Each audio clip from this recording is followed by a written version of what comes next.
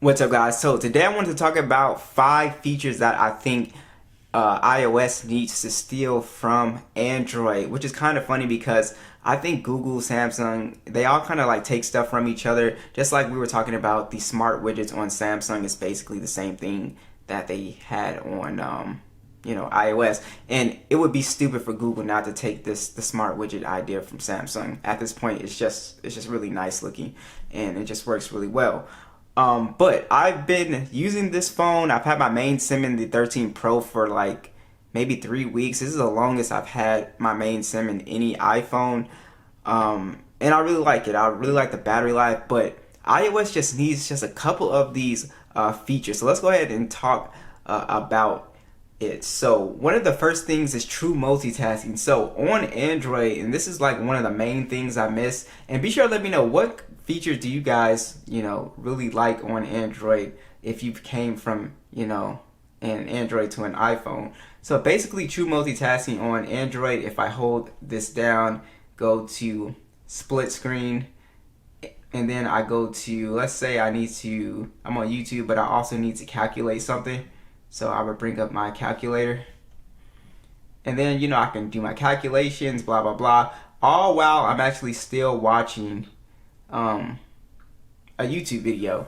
So I can do that all at the very same time as I'm calculating or doing whatever else. I can resize it. So it's more of a true multitasking experience than what you would find on the iPhone. And also Samsung takes it up another notch here. So if I wanted to go ahead and hold that down and put it in pop-up view, now I have like an actual window, how you would kind of see it on the computer. So I've always thought that was interesting, how iPhone literally really does not do any type of split screen multitasking at all. So if I'm in the App Store, so basically I would have to bounce in and out of applications, and let's say I need to get to one application, it's back here or whatever, or I just having to bounce individually to applications. Like basically this is as good as it's going to get for multitasking, which this is not even really multitasking. This is just app switching. I guess Apple's version would be like the swipe gesture, like this. But like I said, you can't really use 2 applications at once, so it doesn't really technically count as true multitasking. That's one thing that I think they definitely need to implement in iOS. The next thing would be, and I know this is kind of a stretch, but screen sharing.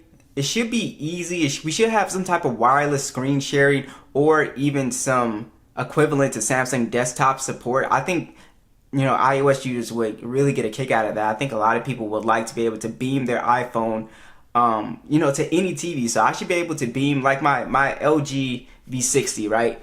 I could screen share this to my Samsung Smart TV, show you guys pictures, videos, whatever on my phone.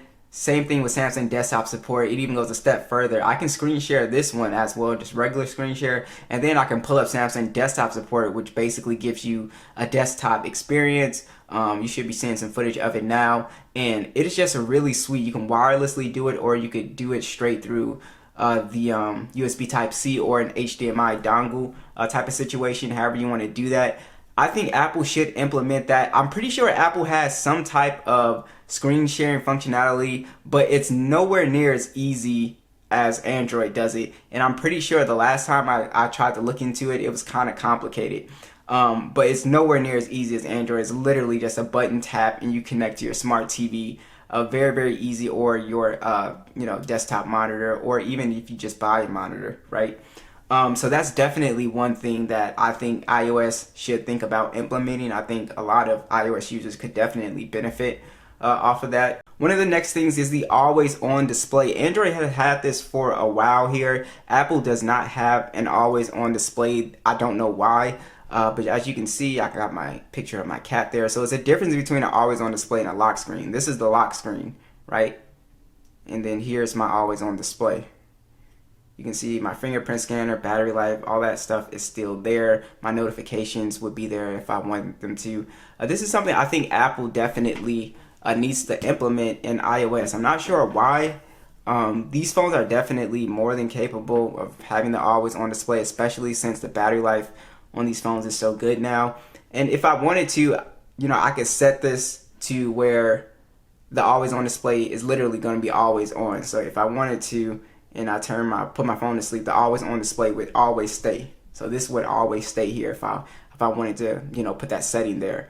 But yeah, so that's one thing I think that Apple should definitely look into as well.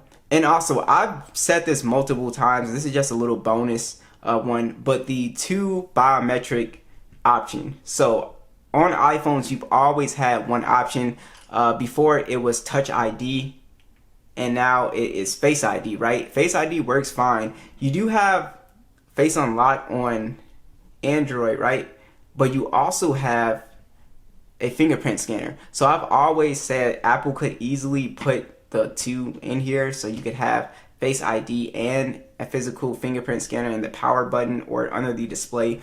I'm a huge fan of giving people 2 options. So next is going to be customization. As you guys can see, I literally made the Android look like an iPhone, right? So that's one of the best things about Android, is that I can make this device look exactly how I want to. I can make it feel exactly how I want to. That's one of the coolest things. So with iOS, even when the whole icon thing came out with iPhones, right, where you could change the icons and stuff like that, it's still very much a technical process. You literally just download a launcher or an icon pack on Android, and that's it. It's literally it. I just made the whole phone look different. And I could even go a step further. I could change all of this. I could change how the buttons look. I could really go in detail with customization. So if you're somebody that is just one of those people that really likes to customize their devices and stuff like that, Android is definitely really awesome. I feel like even with, since Apple is such a controlled company, like they want to control the look and feel of the phone, I feel like people should still at least be able to change the way the main icons look, at least. So if they wanted to, if I wanted a Black Panther themed icons, right, to match this purple background, I could easily do that on Android.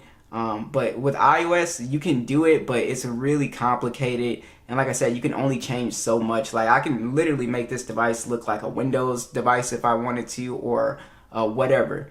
So that's sort of the beauty with Android being, sort of more open, I guess you could say. Now, also another thing that I really like is just the more openness of Android. And I know I just said that, but this one is really one of the main reasons why I always keep an Android device on me, because it literally is. It just gives you so many options. So if I type in PSP emulator, I'm a huge emulator person, right? I'm sure there's some type of hack you can do to work around, but look at this. Nothing comes up. I cannot download an emulator from Apple's App Store. I'm pretty sure you can, but I'm pretty sure it's some crazy workaround. It might be a little complicated. But yeah, just natively on Android, if I wanted to go ahead and install the PSP emulator on here, or the Game Boy emulator. I don't think they have a Game Boy one. I don't think they have any of them on here. I don't think they're allowed. So I have a ton of PSP games. You just straight up, honestly, download the PSP emulator, and then you go ahead and download the ROM straight from the browser, and you can go and play.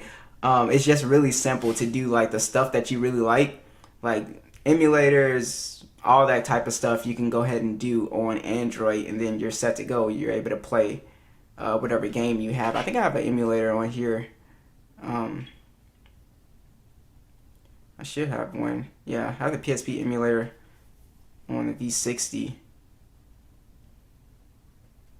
I don't think I have any games. I don't think I have any games on this one. But you guys get the gist of what I'm saying. Is that I can do it on iOS, but I can't necessarily do it on the iPhone easily. And yeah, that's one thing that I always miss. Just being able to play around with stuff like emulators and stuff like that is something that I definitely miss on iOS. So that is pretty much it, guys. Be sure to let me know what you guys thought, and I will catch you guys in the next one.